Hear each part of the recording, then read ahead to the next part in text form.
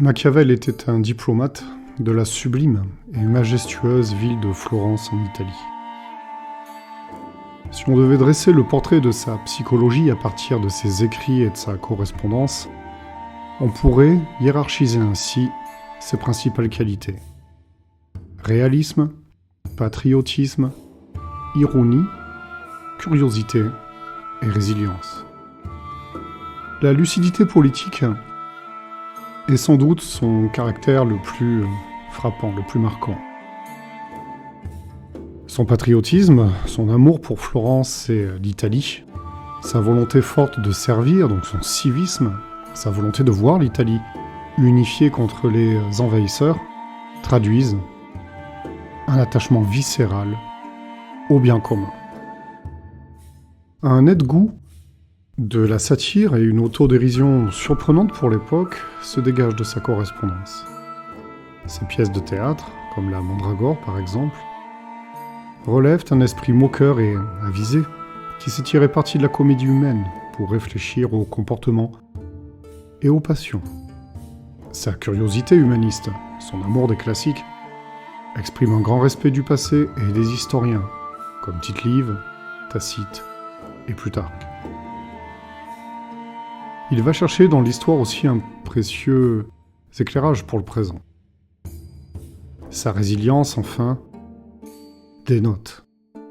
Après avoir travaillé pour les Républicains, il est torturé, privé de fonction, exilé de Florence au retour des Médicis en 1512, qui ne lui font pas confiance. Malgré cela, et on imagine une expérience particulièrement traumatique, Machiavel ne sombre pas dans l'inaction. Il écrit, médite, conserve l'espoir d'un retour en politique. Dans la fameuse lettre à Vettori, du 10 décembre 1513, Machiavel décrit son rituel du soir. Après s'être indigné contre le destin durant la journée, il revêt des habits convenables, entre dans son cabinet et dialogue en imagination avec les grands auteurs de l'Antiquité. Malgré l'humiliation et la pauvreté relative, il tient bon, poursuit sa réflexion sur la politique et rédige tous ses ouvrages si singuliers. Il ne renonce pas à influencer son temps. Et je me permets d'ajouter qu'il peut et doit influencer et éclairer encore le nôtre, ce que j'essaierai de prouver. En particulier avec une sixième qualité, en satellite autour de la première, son sens stratégique. Parlons à présent de son réalisme, justement. Alessandro Fontana estime dans son introduction au discours sur la première décade de Tite-Live, l'historien romain, qui inspira fortement Machiavel, que l'on peut considérer ce livre comme, je cite, le premier ouvrage en Europe qui a montré que ceux qui mènent les États, ce sont des forces qui le poussent nécessairement à la domination, et qu'il n'y a rien qui puisse y faire obstacle, car la volonté de domination et d'empire ne s'arrête que si une autre volonté s'oppose résolument à elle.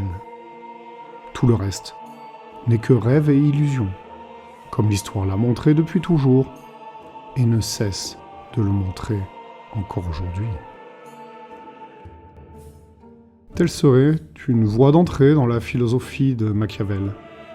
Réalisme, rapport de force, logique de puissance. La morale et la religion ne sont aucunement au centre de l'univers, même humain, mais la force et la puissance seules règnent.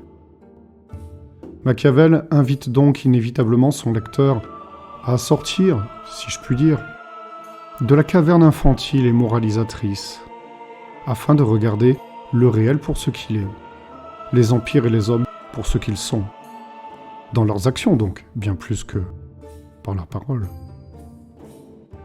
Ce réalisme, c'est, je crois, ce qui fera dire à Skinner, un de ses commentateurs, Machiavel naquit les yeux ouverts. Avec Machiavel, le champ politique s'autonomise, la morale et la religion passent de centre à périphérie. Une périphérie qui ne serait au fond qu'au service du centre même de la puissance. Aux philosophes idéalistes et moralistes, ceux prônant encore de nos jours leurs belles éthiques de la conviction, je pense à Weber, leur belle morale déontologique absolue, ceux-là même qui semblent n'avoir que faire des effets nocifs de leur morale. À cela, on comprend bien que Machiavel oppose une morale inféodée à l'utilité, une morale, comme on dit dans le jargon philosophique, une morale conséquentialiste, qui se définit par ses conséquences, qui s'évalue par les conséquences. Une morale pragmatique, une éthique de la responsabilité, pour reprendre l'expression de Weber. Une morale conséquentialiste, donc, qui, elle, se laisse instruire par le réel. C'est donc à une cure d'adaptation de la raison au réel, une cure de désillusion, de réalisme et de lucidité que nous invite le Florentin. On accusera notre philosophe d'immoralité et de l'immoralité la plus absolue. Et son livre terminera, rien que moins, à l'index. Certes, Machiavel pense un usage instrumental de la morale, où la fin justifie les moyens, développe une philosophie politique où la morale et la religion peuvent apparaître comme de vulgaires camouflages. Mais est-ce Machiavel ou la réalité des affaires humaines qui sont décevants et immoraux? Notre savant est-il si immoral quand il met en avant l'importance du civisme, quand il fait passer son pays avant son intérêt personnel, quand il défend le peuple et la République? Et use-t-il vraiment de cette dissimulation machiavélienne lorsqu'il nous dépeint sa conception du monde, si directement et si clairement? Un philosophe au service du pouvoir? Certes, Machiavel voulait servir. Mais sent-on une réelle culture de l'obéissance et de la dissimulation machiavélique chez le Florentin, par exemple, lorsqu'il dit ouvertement que on appelle gentilshommes ceux qui vivent oisifs, jouissant abondamment des rentes de leurs possessions. Ces gens sont pernicieux dans tout état, et totalement ennemis de toute vie civile.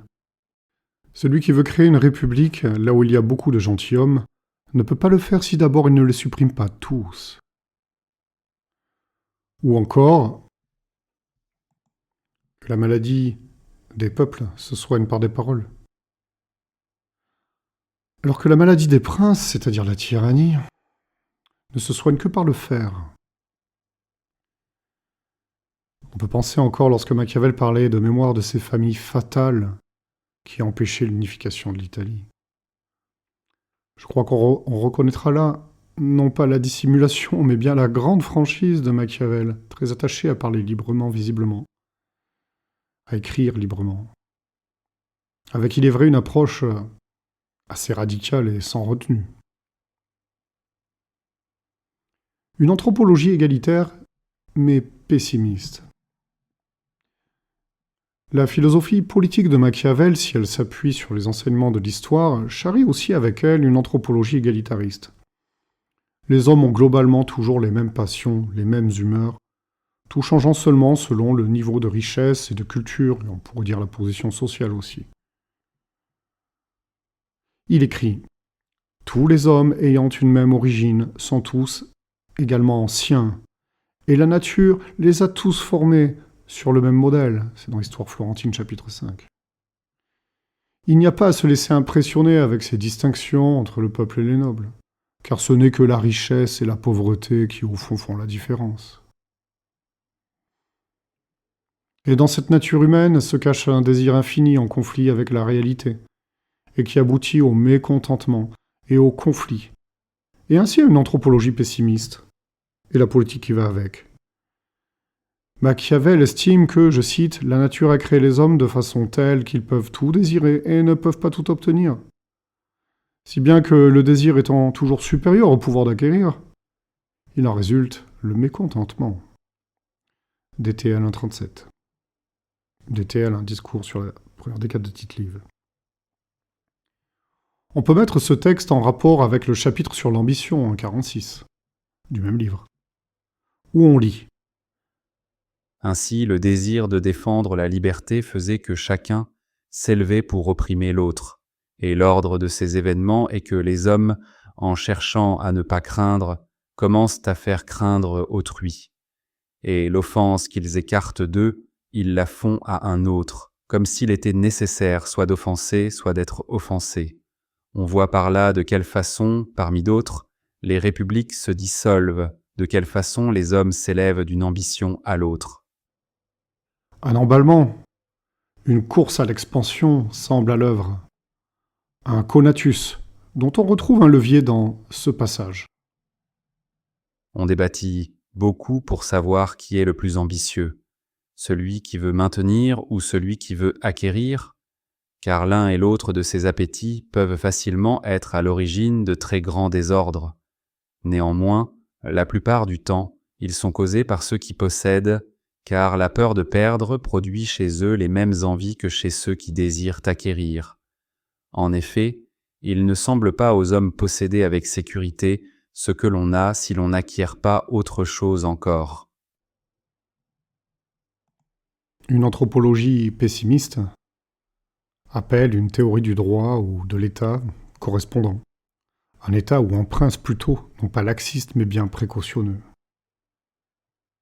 En effet, gouverner en supposant d'avoir affaire à des hommes loyaux et moraux est pour l'auteur une chose nuisible. Dans le chapitre 15 du Prince, il nous fait comprendre que tout homme qui réglera sa conduite sur l'idée du devoir des hommes, et non pas sur ce qu'ils sont en effet, connaîtra plus vite la ruine que la sécurité. Et plus loin, il faut donc apprendre à n'être pas toujours bon, mais à user de la bonté selon les circonstances. Et par conséquent, comme on le retrouve dans le DTL 1.3, il est nécessaire que celui qui instaure un État et établit des lois présuppose que tous les hommes sont mauvais.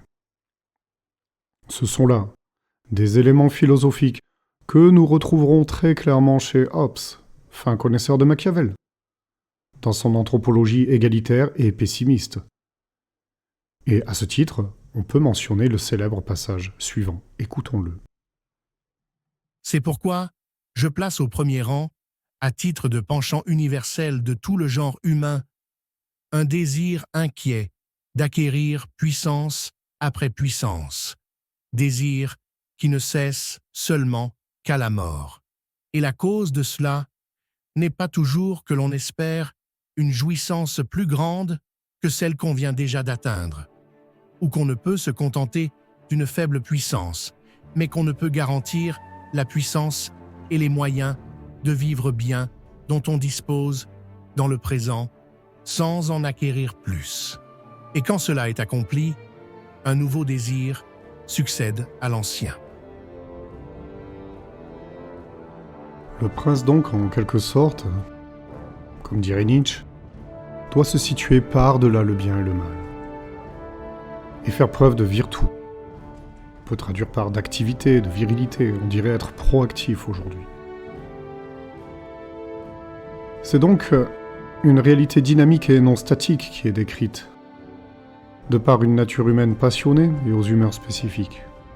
Tel est le terrain fondamental, conflictuel et tumultueux dans lequel l'art stratégique du prince devra s'exercer, en faisant attention aux conflits intérieurs entre les grands, nobles, les aristocrates, et le peuple, en faisant attention aux ennemis intérieurs, car il dit bien que les conjurations ont fait périr plus de princes que les guerres ouvertes, étant attentif encore aux ennemis de l'extérieur avides de conquête. La préservation et la prospérité de l'État étant fondamentaux, une morale spécifique et pragmatique s'ensuit. Un prince, dit Machiavel, dans le chapitre 18, doit prendre le parti de s'accommoder au vent et aux caprices de la fortune, du destin, un peu du hasard, de se maintenir dans le bien s'il le peut, mais d'entrer dans le mal s'il le doit.